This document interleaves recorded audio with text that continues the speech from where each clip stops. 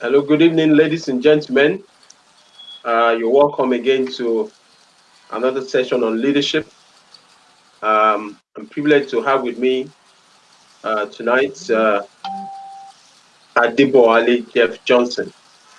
He's a brother and a dear friend, and we've come from way back, way back. So tonight we'll be looking at the topic leadership and politics. Leadership and politics.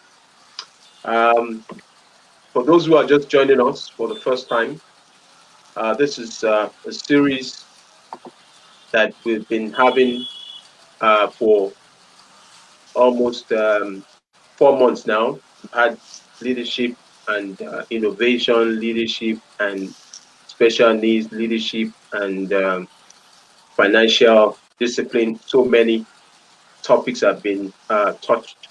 But tonight we'll be looking at leadership, and politics. All right. So, Jeff, tell Yes, us, sir. who is Jeff? Jeff Johnson, Adibowale Johnson. Yes. Okay, so I am Adibo Ali Jeff Johnson. I am from Lagos State, and all my life I've lived in Lagos. I was born here. My parents are from here. Um, Both parents are from Imota, here in Lagos State.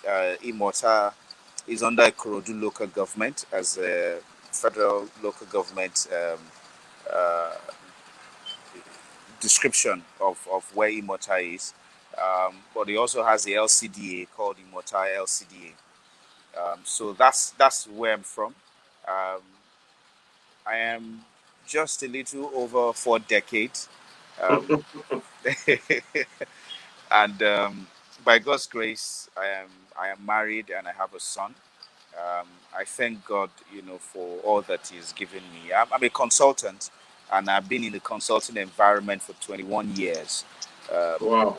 so I started consulting by the grace of God about the age of 20, um, and that's how somehow my career has progressed over the years in human capital development. And then I'd also had a stint in real estate advisory. Um, Also done some financial advisory and transaction advisory. In the course of life, I have been part of some oil and gas transactions. So I kind of like, circle all my career and all my dealings these days around that area. Solutions in education is there because I've been in education space since 2005 as well. So I have, technology solutions in that area. Currently also do some solutions and digital transformation in the environment area, working with the Lagos State Waste Management Authority. So that's who I am, and that's what I do as a person. So you're a consultant, and Yes, sir. yes, and basically you just but beyond that, you are now a politician. Would Like I always tell people, I'm not a politician. I try not to be one. Um, but yes, I'm vying for a political office. So in my quest for a political office, yes, I have had to um, be a part of a political party. Um, so yes, I am vying for a political office, and hopefully, um, one day will lead a political movement in Nigeria and lead my people, or lead the youth of Nigeria to a better nation. wow, wow, wow. Jeff, I want to say that I'm proud of you. Thank you. Not just because you are a brother, but also the fact that at the last by-election senatorial Lagos East, you showed up, and it's quite encouraging to see the younger generation show up for political office, particularly in Nigeria. Can you just give us a brief background? How did you get into leadership? Okay, so the story of my leadership journey actually started, um, I think, about the year 2001, Yes. um, when I was working for Philips Consulting. I started my career December 1999 with Philips Consulting. In fact, the what got me in there, and I always say this everywhere I go, I owe it to the person we both know, Pastor Shola Adewale. Interestingly enough, some days ago he was 50. I think that was last week Saturday. He Yeah. celebrated his 50th birthday. So I credit him because he saw someone who was in his church, a young guy. He saw promise. He saw beyond what I literally would say I saw of myself. And Yeah. then, so he invited me over to Philips Consulting. And my first engagement, December 1999, was actually more like a dispatch rider, literally. Wow. I didn't, I didn't have a bike or anything, but I was out to visit all their clients to give them Christmas gift that particular year, December 1999. And since then, I started getting engaged with more of, consulting projects, i.e., recruitment back then. So yes, that's how I started. But I also remember, and this is something I can never forget, that my mom had told me that from birth, it has been said of me so many good things, and what God was going to do for my entire family through me.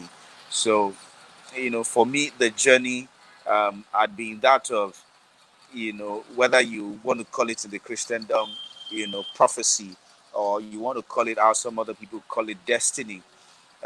Yes, I've been destined to be a leader, but there were also a lot of efforts that I had to make as a person to be able to get to that point where also I'm able to lead. So back then in Philips, I started to pick up books, and interestingly enough, the first book ever that I think I read in management was First Things First, and I think that is by John C. Maxwell, Wow. if I'm right, yeah. Wow. First things first. So it was about me reading about having to prioritize my time and prioritize my life. I remember that now I can speak to you. I can speak English. My brain, my mouth, my mind all works together now. Yeah. Sometimes I do still make mistakes, but back then, growing up, I was a terrible introvert. So Wow. growing up, I couldn't, speak, very well. Beyond not being able to speak good English, I wasn't able to speak at all. Not because I was dumb or anything, but I was shy. Yeah. I never got so much opportunity growing up to speak. So, I just told myself, after reading that book, I wrote a personal development goal. And in my cubicle in Philips Consulting, then where I sat, I pasted it up there and I printed a copy and had it at home. And while that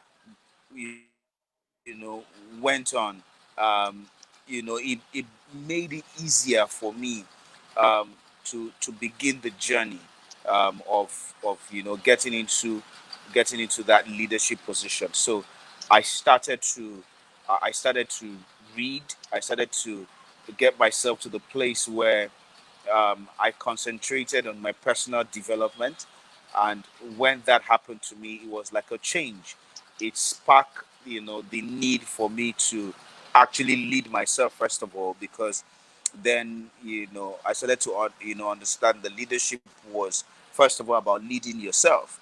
So Okay. if you don't lead Before yourself, you can you lead can't others. lead others. Yes. So, Okay, so but that's how I got into leadership. before you continue, I think your network is it's freezing. It's so you might need to come back in again.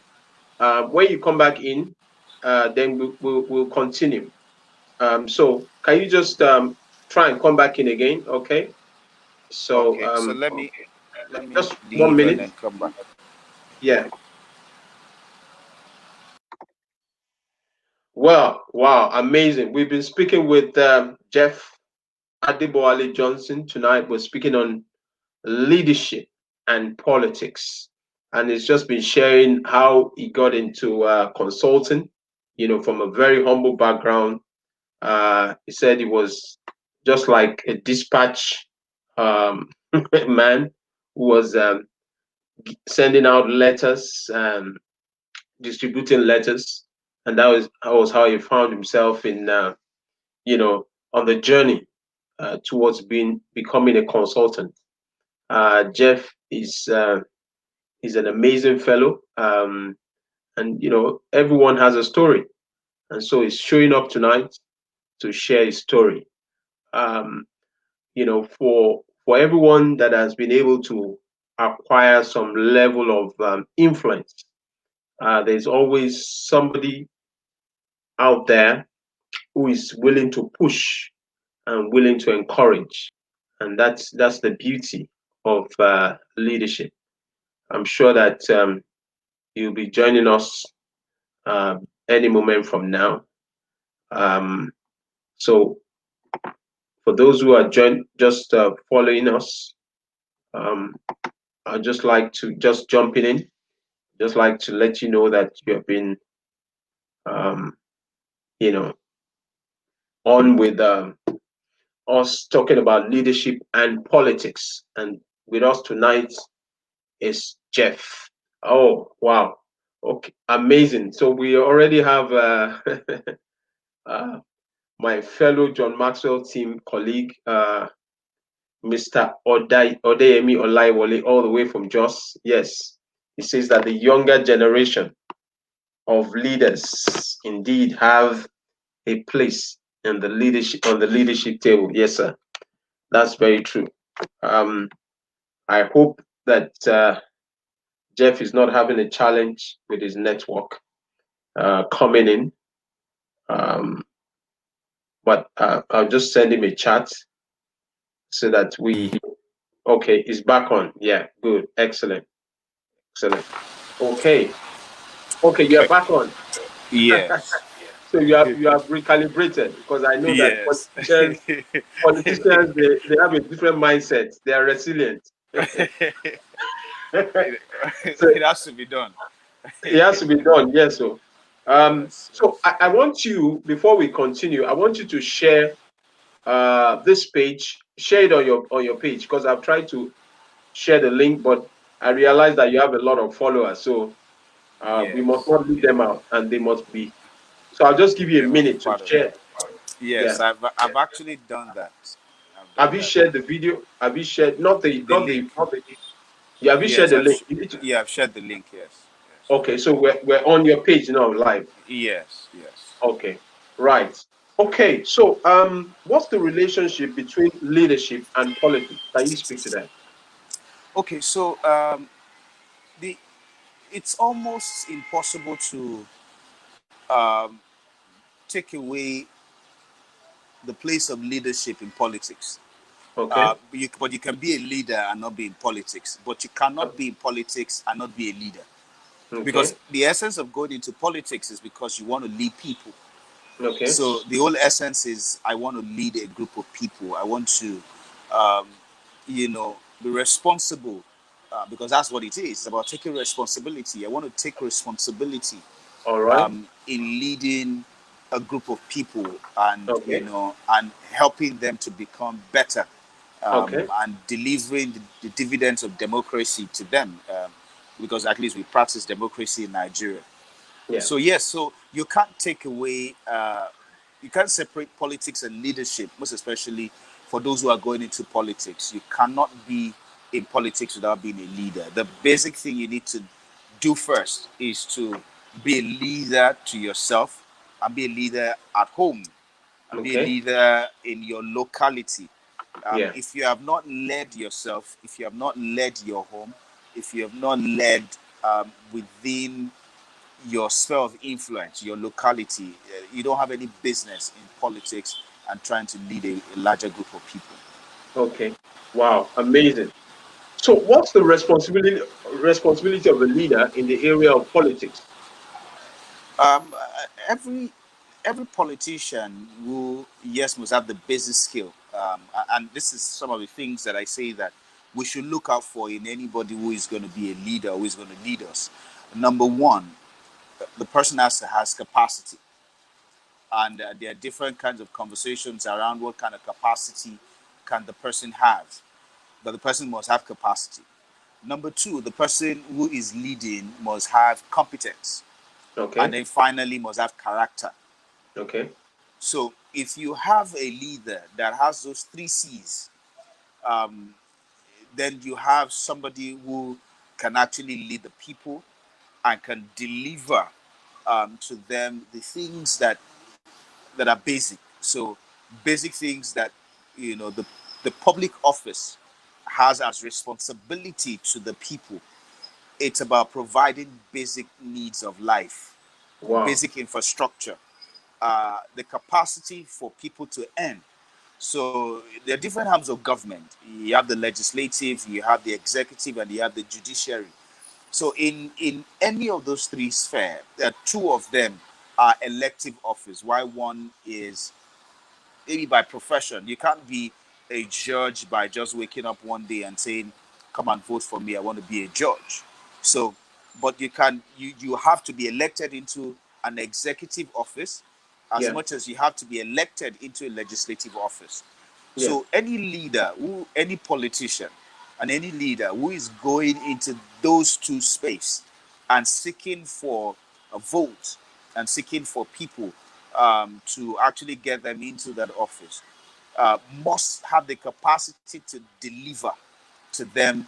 So you must have capacity, you must have the competence, and the competence, it's all about the skills that is required to actually be in those offices. So Yeah. you may be good as an executive, but not good as a legislator.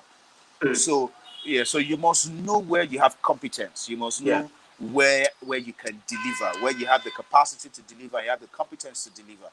But the Yeah. most important thing is the character. And also character I would define like this, which is something that I think I read in a book some years ago. And I think this must be, I think it should be, it should be John C. Maxwell. It's a, and I can't remember now who said, but I'm thinking it's John C. Maxwell. That character is like a statue. So for Nigerians, for example, who are watching me, knows the MKO Abiola statue or Gani Fayemi statue, or the three statues, that welcomes you into Lagos, or if you are in New York, the Statue of Liberty. No matter the season or the weather every year, those statues named and many more that are around the world remains the same. Mm. So whether it's in rain or sunshine or winter or cold or summer or whatever season of the year, the statue remains the same where Mm. they're standing. Mm. So that is character. So no Mm. matter what you face, you Mm. must have the character that makes you stand solid, that you will Wow. not change. You will Mm. not change with the weather, neither will you change with seasons and time, Mm. but you remain solid and you remain the same thing wherever Amazing. you go and however life finds you. So Wow. anybody who is going into politics, anybody who wants to be a leader and lead and be in politics, you can be a leader and not be in politics. But if you must lead in politics, you must have those key things, because those are the things that the people require from you to be able to deliver unto them. So it depends Wow. on the office where you're going. You must have the competence to deal and to deliver in that office. Well, I mean, in Nigerian political space, would you say that you know, being a politician, that area, that word competence that you just mentioned, uh, is taken into consideration to a large extent in choosing a leader? My simple answer is no. If you want me to speak further, I can go ahead, but the answer is no. Why? Why? Okay, Why? so so the reality is the reality is I told somebody, and I was a network studio of one of the biggest network studio in Africa that I was in, and I said most of the political office holders don't have capacity for information. First of all, they don't have capacity for information. The information that comes to you when you are in a political office at a local level all the way to federal. They're quite different. So some people have the way we call it in the Nigerian parlance, stomach for some certain levels of information. Why some don't even have at all, but why some have, at a larger spectrum. So it depends on how you've developed your capacity over the years and being able to relate to people, being able to solve problems, and you must have the behavioral part, and Mm. you can also grow that where you have the right behavioral pattern or the right approach and response. And I think the book on Seven Habits of Highly Effective People say that you should rather be proactive rather than reactive. So if you're going into politics and you're going into political office, you must be proactive rather than reactive. Okay.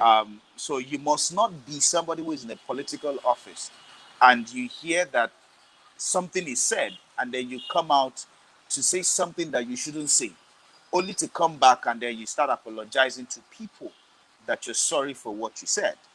So you must understand that the office, the political office, require you to have some certain skills and require you to have some certain competence, some certain capacity to be able to deliver on some things. If you don't Mm. have it, go learn it before you start vying for political office.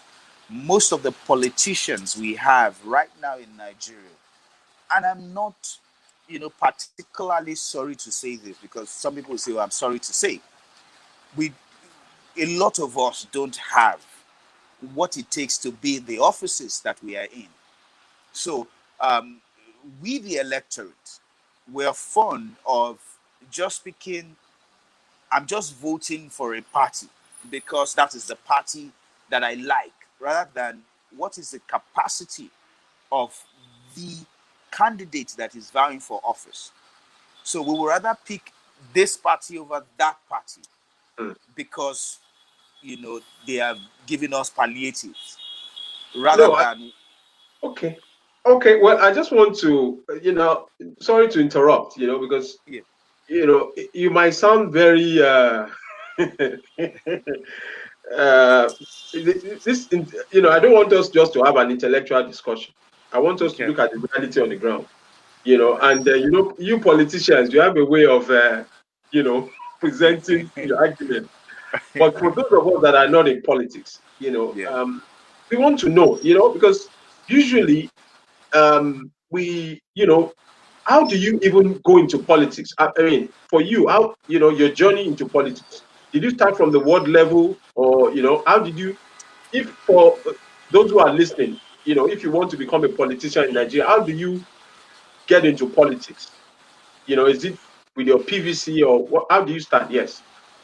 Okay, so for me, if you asking me how did I get into politics, I would say that 2005, I joined the Nigerian Economic Summit Group, NESG. Um, Gracefully enough, my former director in Phillips Consulting invited me over when she started her own company called Soft Skills at the time. Many thanks to Mrs. Wonola Adetayo. She's a mother, and this is one of the few people that somehow God has used to make me who I am today. So she gave me the opportunity to be in that, or to be on that platform, to be in that environment. Literally at the time, like I always tell people, that I was a nobody at the time that I was given that opportunity. So I started to be part of policy formulation. Again, in being in NESG, I was in the Human Capital Policy Commission. So I was able to be part of policy formulation, reviewing human capital, education, and youth empowerment. Were my focus at the time, and being in that space. In fact, the Obasanjo's blueprint at the time was the needs document, which is what I was to review at the time. And the interesting thing, and again, this is the foundation, was that this woman gave me the book to review. I attended meetings and all of that. And then I went back to her. I said, "Mommy, I'm done reviewing this thing. I have some, stuff. So you do the recommendation. And then she said, Debo, son, you read this book, you read this, material. Go and make the recommendation. And I was like, really? What was I supposed to do? Recommend the policies for education in Nigeria for the next 5 years. It was almost an impossible task. But I went back into the office she gave me and I prayed, and then I started to write. These policies that I wrote down then, she went to the summit that year, in 2005 in Abuja. I went to make the presentation of exactly what I did then. Imagine, back then we were still using diskette. So I did the PowerPoint presentation, put it on the diskette, and then I gave it to her. And then she went to Abuja. In fact, there were some typographical errors on those presentations. And she went and she presented it like that in front of the entire NESG, the president, and all of those people being present. But it was what Dr. Ezekwesili was handed over to implement. And that's what bettered the unity schools being given to the private sector to run. And Lagos State and Ogun State, I believe, gave the public schools, the missionary schools back to the missions, the churches and the mosques to run while government continued to work on policies and funding. And this was my recommendation, or these were my recommendations back then. So being in that space and over the years, being part of every year reviewing policies and coming up with ideas, writing proposals to state government, talking about how local government can actually generate revenue without waiting for allocation, coming up with strategic solutions. Some of my ideas were stolen by some state and done without my being present. So I started to look inward and say, you know what? Do I continue to wait till I get somebody who will listen to me based on my proposal? Or I should also go out and be part of the people who take the decision.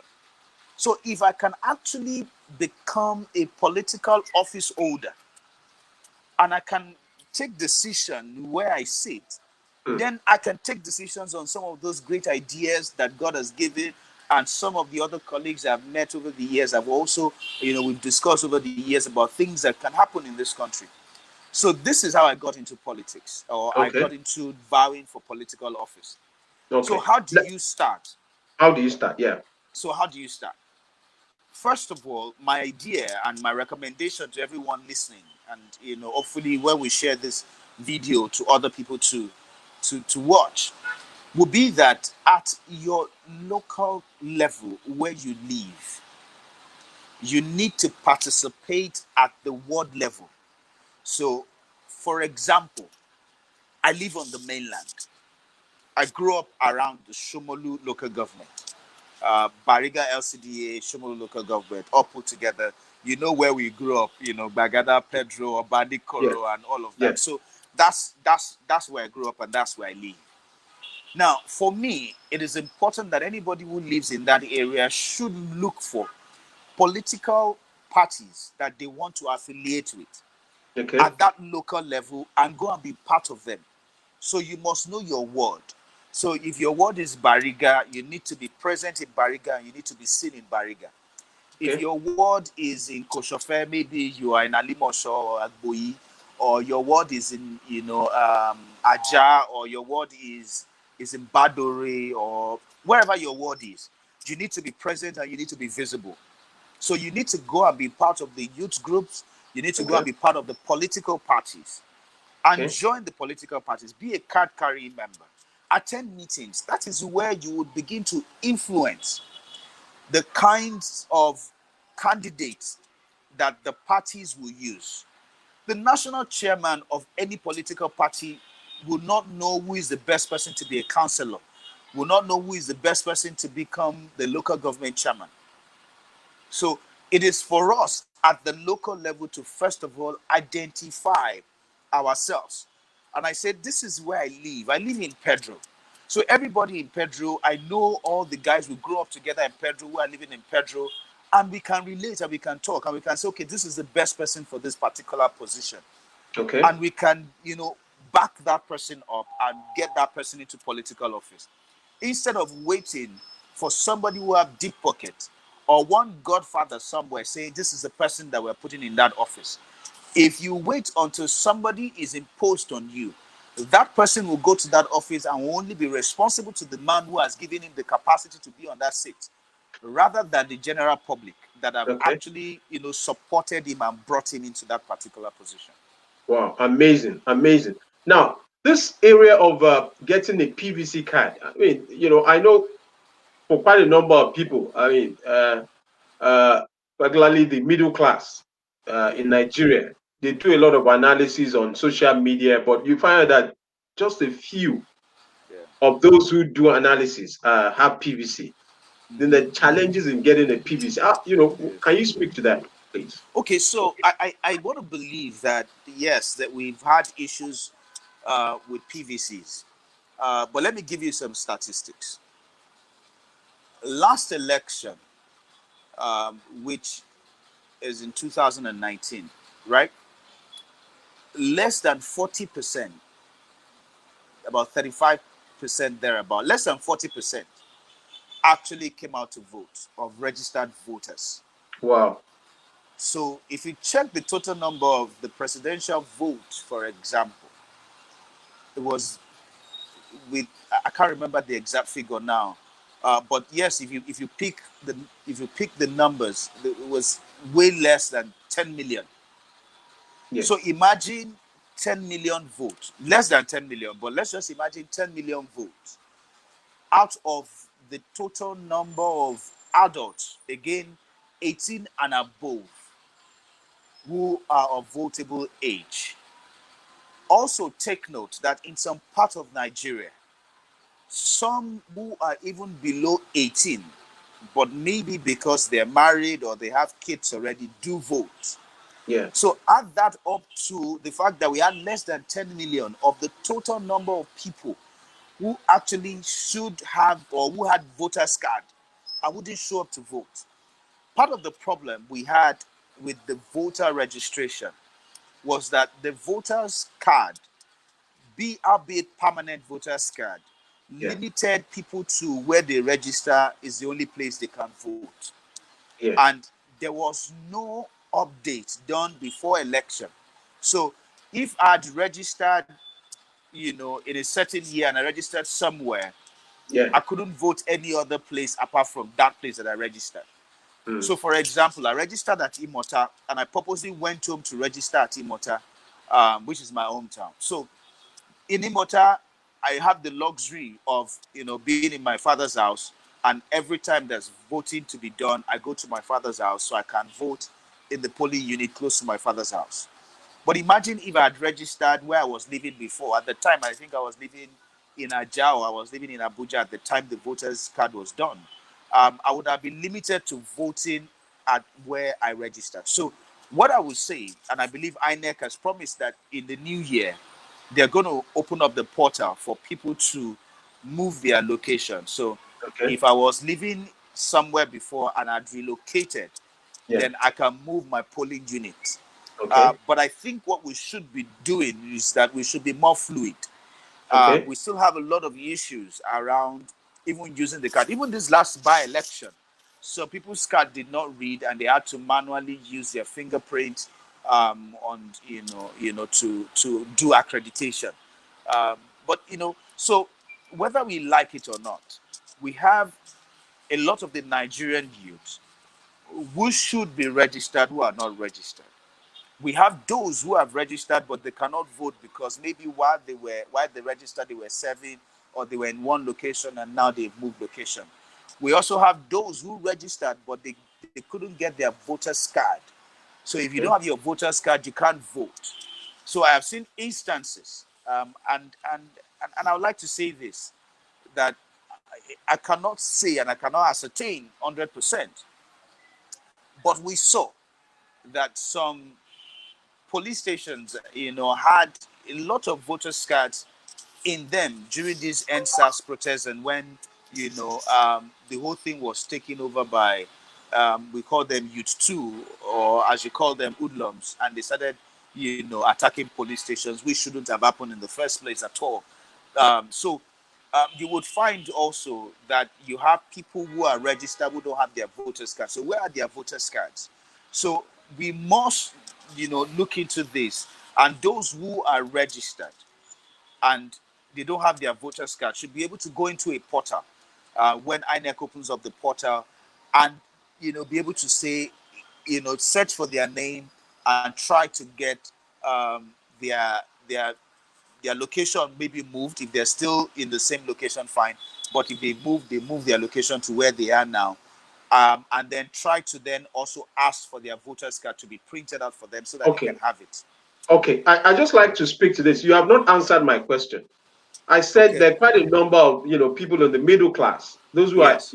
quite knowledgeable, Yeah. but they pass a lot of comments on social media. But when it comes to when they are supposed to vote on the day of election, like the last by election that you Yeah. contested as a senatorial candidate for Lagos East, the, Yes. the turnout was very poor. You Very know, poor. Yeah. yeah, very very poor. Yeah. And you know, what can be done to encourage those who are intellectuals to actually register? Because quite a number of them don't have PVCs. Yes. Yeah, so again, that's what I had said earlier. I engaged some of the guys who were also in my team were serving at the time they registered for the election, and they had their PVC. One particular one of my very good friend, and is somebody Bola, registered in Calabar, so there was no way. Some other guys registered in other local government that were not in any of the polling units, where the by-election was happening. So you have people who, yes, are intellectual and all of that, but they don't have their, PVC cards. Is either they never got it, or some of them just got it and they never use it beyond just using it as a national ID card. But most of the people are engaged, and just a lot of people who also are online have that same problem. And if you checked online, a lot of people are already talking about the fact that they want their PVC and they are going after their PVCs.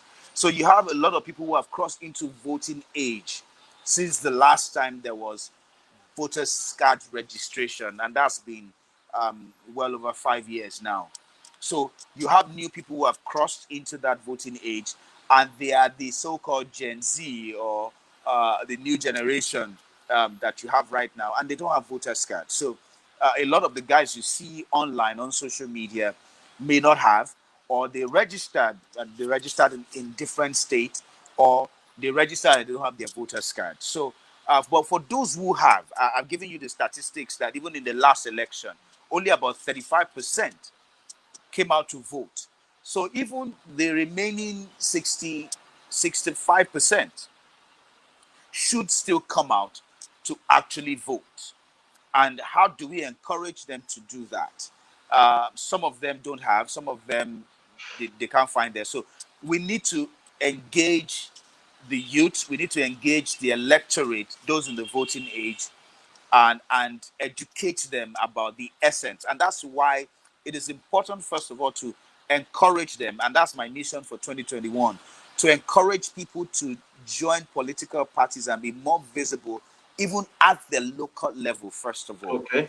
so that they are part of the conversation. And it's not just conversation on social media, but Yeah. conversation on ground. So if I Mm. am in Bariga, if I'm in Pedro, if I'm in Aja, if I'm in Victoria Land or Niru, or I'm at Alimosho, I can say this is the problem in Alimosho, and we can discuss how to solve it, rather than we wait until it is all about who becomes the president before we come out to vote. No, we should be able. Next year is going to be local government election, councillors and local government chairmen. This is the time for us youth to stand up and actually make a difference. There's 774 local government across the nation. I do not see a reason why the youth, a Nigerian youth, or the Nigerian youths do not occupy more than 50% of the local government in Nigeria. With the fact that we know that if we don't do it now, we will never be able to do it. So it is, the best thing to do right now is let us come out and run for councillorship and local government in 2021 and then begin the journey to 2023. Wow, wow, amazing, amazing. I just want to speak to what are the consequences of a leader uh, not being able to manage political leadership? You know, I mean, you get there and you're not, you know, the office consumes you. You're not able to manage that position. What are the consequences?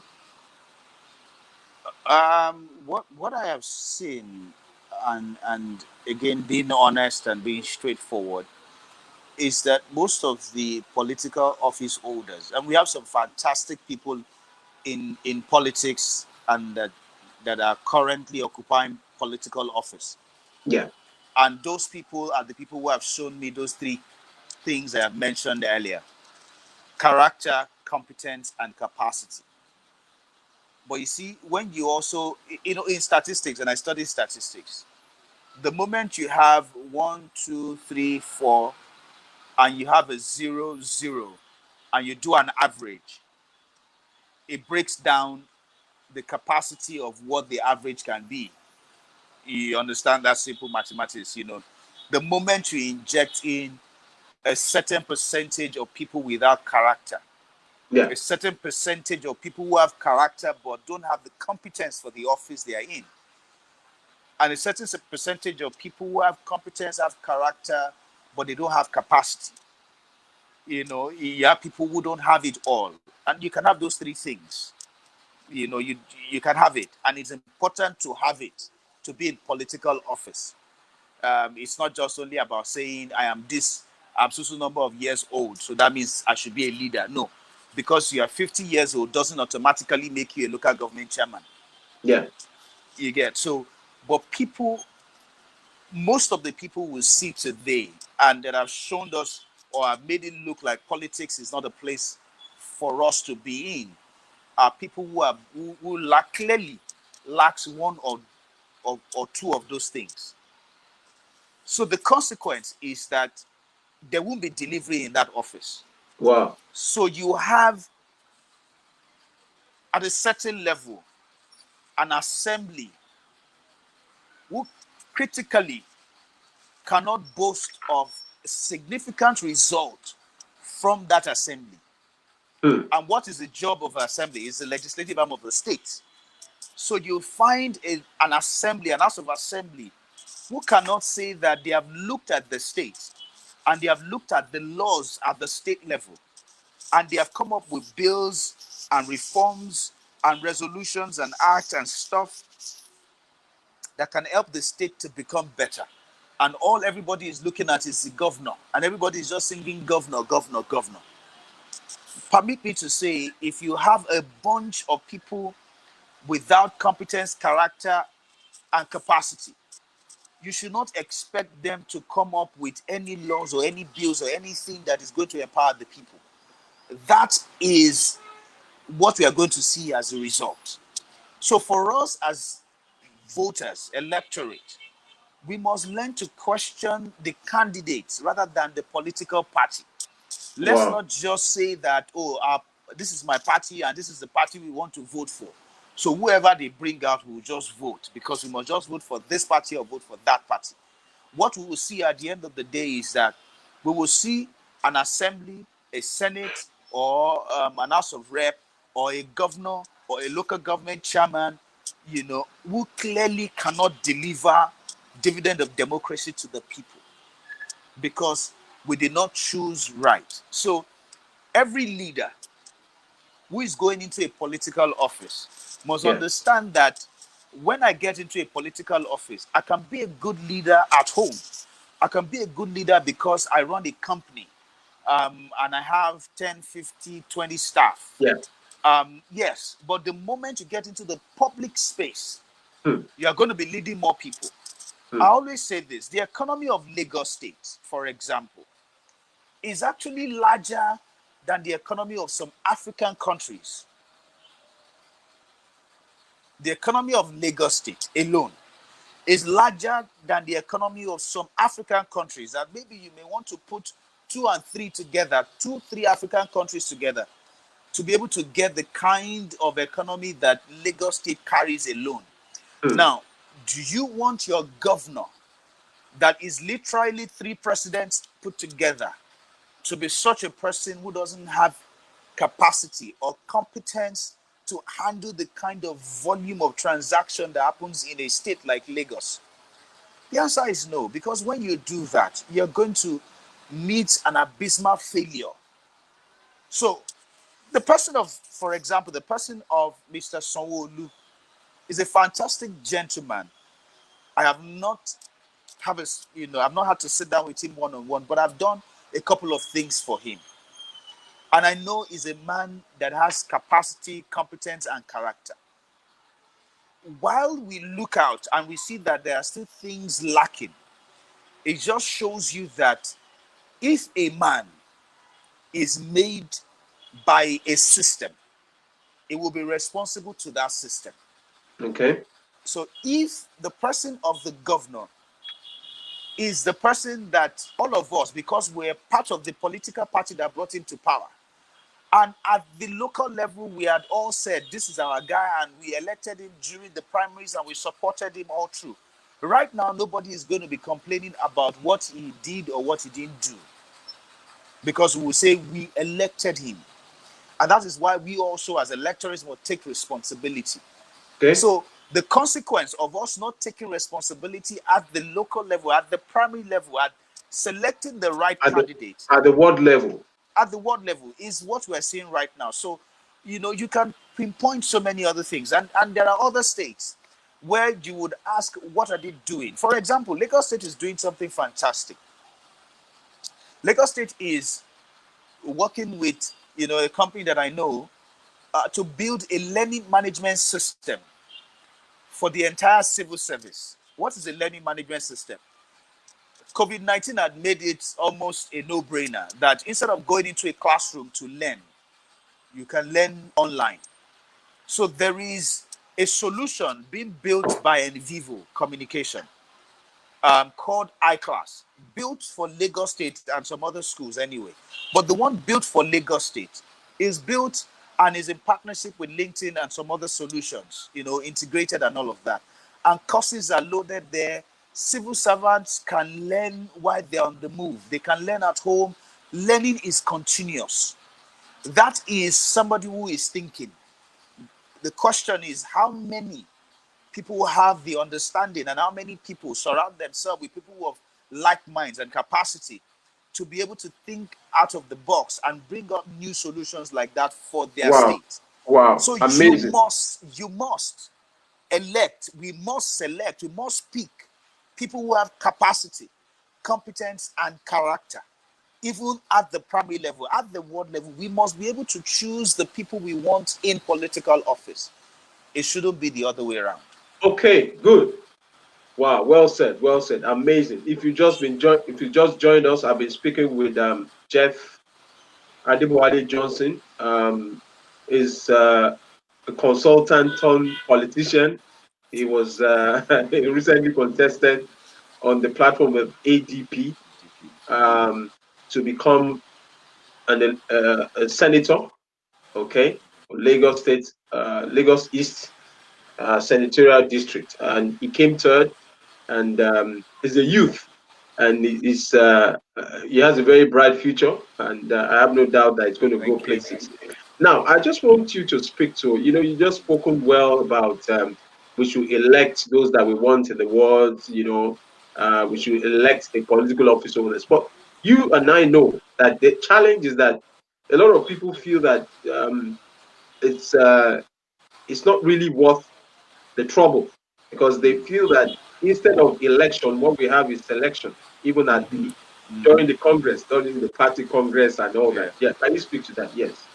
Okay, so this is one of the things I also said, and I started the example of the person of the Lagos State governor. His political party, um, maybe you may want to say, was forced to select him, because it had never happened in the history of election in Lagos where a governor would not go for a second term, and the former governor, the person of Mr. Ambode, the party didn't pick him, as a candidate, to represent them. So for me, what I have learned, and in doing my research, in engaging and running for this office, is that it is important for us, um, again, all of us, the Nigerian youth, the electorate.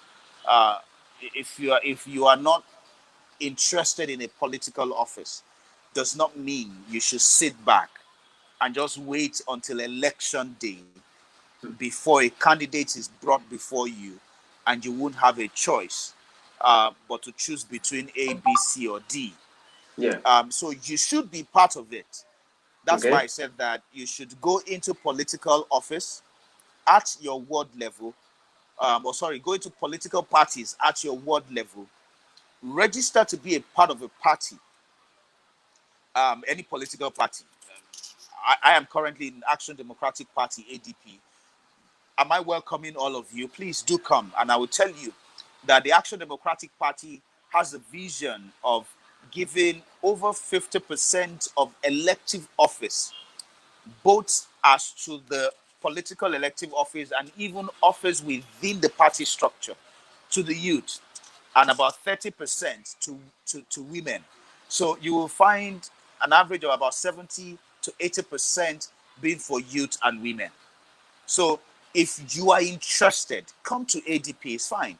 And go to any other political party. There are so many other political parties that you can actually go into. So go in there, Okay. register, and be part of it, so that Amazing. you can pick the candidate that you want, rather than you wait until the party says, or somebody said that this is a person that has to go for it and everybody has to keep behind him. Amazing. Amazing. Now, I want you to speak to money and politics. Mm-hmm. For you, the last, by election, Yeah. um, I know you must have funded it. Were you funded? Was it self-funded, or you had what you can call a godfather? You know. Well, my last this election was self-funded. Okay. Um, I cleaned out my savings. I got my good friends and former colleagues who donated. Friends of friends even did contributed. There was no godfather. God was my godfather, and it still remains my godfather. There was no sponsor beyond friends who stood up. Some of my friends promised. In fact, I had some couple of meetings, and I was expecting some huge cash, but they didn't come. They didn't come. But the good thing is that I'm still grateful to everyone, those who contributed and those who couldn't even contribute. The reason being that they wanted to. And the honest truth was that everyone who contributed and who wanted to contribute really wanted to contribute. So I really thank everyone, and I'll use this opportunity to thank every one of my friends, every one of everybody and anybody that contributed, no matter the token. My ex schoolmates in Olabisi and Abanju, fantastic set of guys. They donated, colleagues, business partners, even clients. Some of them did contribute, Wow. and Amazing. it wasn't enough. To be honest, I had a modest budget of over 300 million. Wow. I was told a political party probably spent about 6 billion. Wow. So political office at any level has its cost, and it's not cheap. To be a Um, senator. it's not cheap. So uh, we need to change some things anyway about how we run elections in Nigeria. In fact, the cost of governance, or is it the cost of government or governance? I'm not an economist. I'm not very certain about which one. But the cost of government in Nigeria is actually too high. Um, and you can date it back to the fact that if I had spent 300 million and I won the election, the question would be that where did I get that money from? So if I had done crowdfunding and all that money had come from crowdfunding, I'll be responsible to everybody who had crowdfunded, and I'll be looking about how to ensure that I give them dividends of democracy for why they put me in office. But if I had had to borrow money or got money from a godfather, I'll be responsible to that godfather. you know, who are thrown in 300 million to say, okay, go run it, or how much do you need, and keep saying whenever you need money, just ask and we'll put it in your account.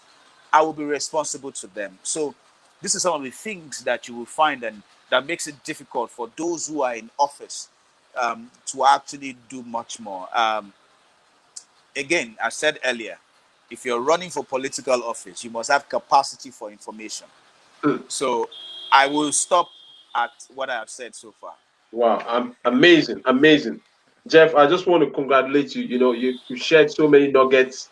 And for those who are going to be watching the replay, I've been speaking to Jeff as a management consultant and a former senatorial candidate of the ADP at the recently, concluded Lagos State by-election for Lagos East. Now, I want you to speak on this area of uh, hostile politics, Okay. because politics is the way it's played. Sometimes people feel that there is violence associated with politics. Can you speak to that? Okay, so I would not say that there's violence associated with politics, but yes, there is, because over the years we've seen a lot of instances where two, three people are contesting, and fights usually will break out because there are two factions or more who are trying to get people to vote and all of that. So yes, there's some level of violence. Today, while I was driving home from church, um, you know, driving through a street, and there's been double parking, and just being patient and trying to maneuver through. A bunch of guys had one political party logo and all of that, in the car. And clearly they were violent people, they were challenging me, they are going to slap me. I should, they had faced my own lane, and they were still insisting on, me stopping for them to leave the road. If not, they were going to beat me up. So I rolled down. I said, "Are you serious? Like you're going to slap me, like, for real?" That I'm in my hood, I'm in my area. If you decide to cause fights now, and I come down, everybody starts to say, is this not this guy? Is this not Debo? Who is this person? That would have cost, and it would have been a situation where a media person or somebody will have carried it and say, oh, this party is fighting with this party. You understand? So yes, we have that, and it's not only peculiar to Nigeria, but I think it's something that we must look into. I also had my fair share even in this election, and I will not give the details on any platform. Neither will I give it on this one. But what I was grateful to God for was that my life was not threatened. So, you know, um, I thank God I'm still alive and still strong and able to at least face the world again and say, come 2023, we're still going to go out and still run for another political office. But Wow. yes, we have it. We have that being played out. But can that be stopped? The answer is yes. Politics over the years has been that of strategy. You create a strategy of poverty, you create a strategy around legalism to be able to control things and control the narrative. But it's not the best, and it's not going to Mm, take us anywhere. Over the mm, years, that is creating more problem for us. There's an insecurity all over the north, insecurity, in fact, all over Nigeria. And it's not just only about banditry or Boko Haram or Hezbollah or whatever it is. Um, but there is insecurity in every part of the country, and it's becoming bigger and bigger and bigger because the political structure has created a narrative to control the outcome of election by using some certain set of people. So my urge and my call is for everyone who is in that space to reconsider that strategy so that we as a people can be better off for it in the future. wow. Wow. Yeah. Wow. Wow. Amazing. Thank you so much. We've almost done an hour, and we just about 4 minutes shy of an hour. I want to appreciate you, Jeff, for speaking to this session on leadership and politics. Leadership and politics. For those who are just joining us, and those who have been listening, please watch the replay. You gain so much, particularly in the area of how to go about becoming a political office holder, starting from the grassroots, from the ward level, adding value intentionally. And Jeff is saying it's not just about money, it's about adding value. It's about also being competent, it's about having character. um, it's also about showing that side of you, that you have empathy. Now, who are your mentors as we begin to close? Your mentors. My mentors are not so many in the political space, but if you talk about Wow. leadership and in life, yes, I have quite a lot of people. Um, I would state again from where I started from. First of all, my parents, they are two fantastic human beings. Um, it's almost there's almost nothing that I do that they are not aware of, and it's almost nothing that they do that I'm not aware of. Uh, and my parents are no longer young. I'm not young either. Well, again, age-wise, not like as if I'm still a teenager. So I still defer to them. So those two are my mentors. I speak with my parent practically almost on a daily basis.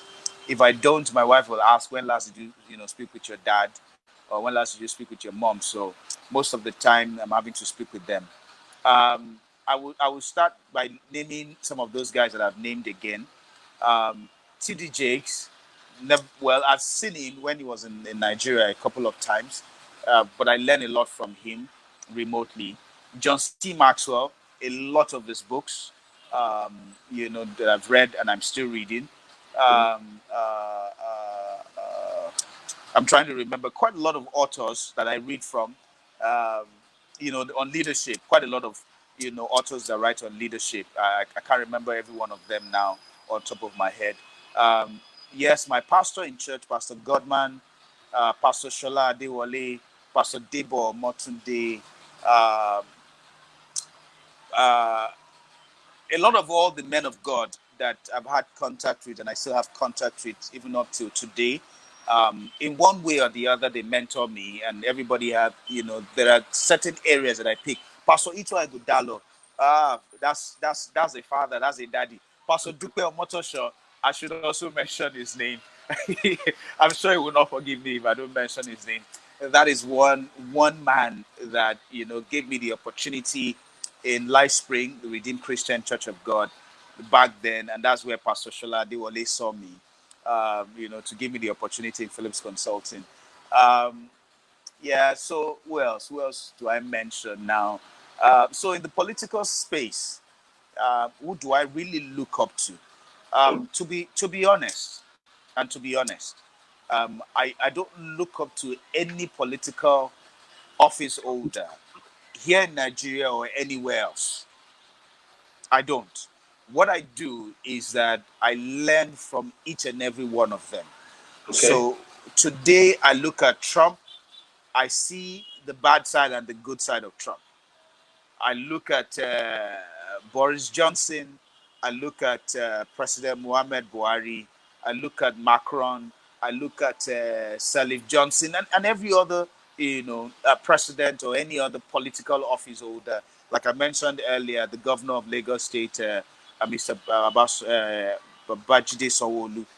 I look at all of these people and I try to learn from them. I try to pick things from what they did, probably they did right or they didn't do right, and stuff like that. But the people that shape how I think and how I do what I do on a daily basis will be all the people that I read from, the people that I've worked with and I get to have conversations with Amazing. once in a while.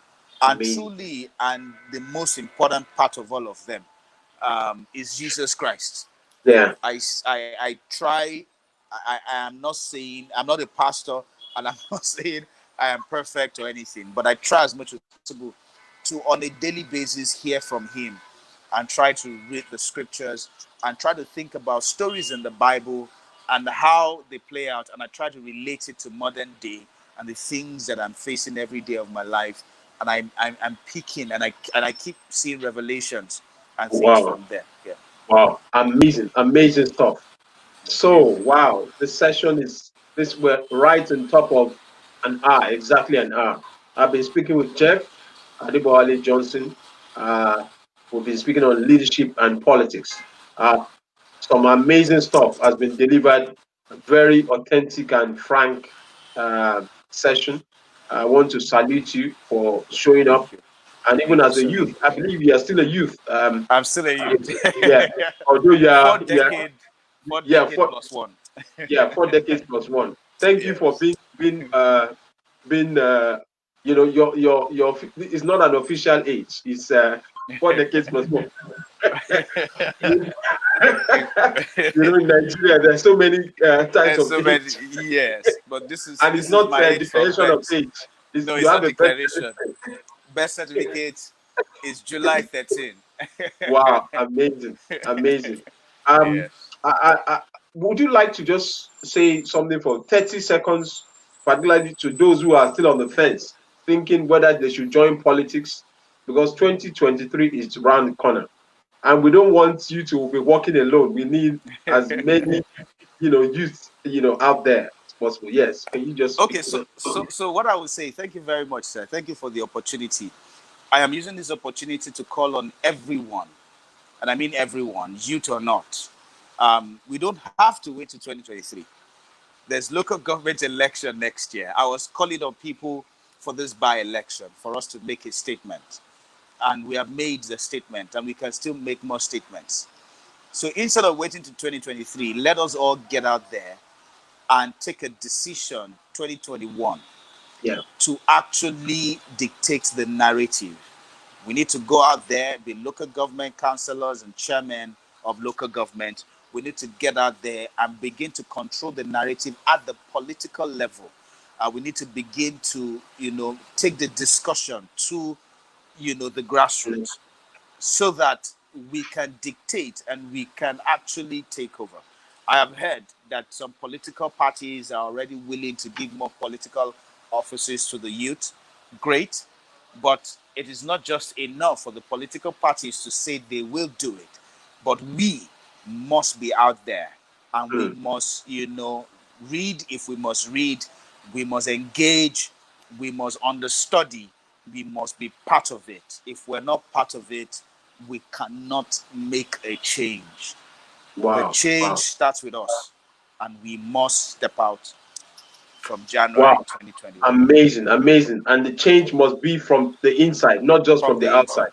Yes, sir. Wow, wow, Yes, sir. wow. On this note, I'd like to appreciate Jeff Adibowale Johnson coming on to share his views on leadership and politics. And you have done excellently well. I want to say Thank you. I'm so proud of you, and we'll be watching you.